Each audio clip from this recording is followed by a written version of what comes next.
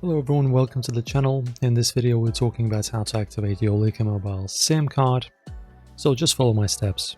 Firstly guys, insert the SIM card and turn off your phone. Insert the Lycamobile SIM card, then power the device back on. After that, connect to the network. Your phone should automatically connect to Lycamobile. If it doesn't, go to your phone settings, navigate to mobile networks or carrier and select Lycamobile manually. After that guys, you will have to register your SIM, open your browser and visit Lycamobile's official website, select your country, then look for the activate your SIM option. Enter your SIM card number and complete the registration form. Once you've submitted your details, you'll get a notification confirmation message. If your signal doesn't appear right away, restart your phone to finalize the activation.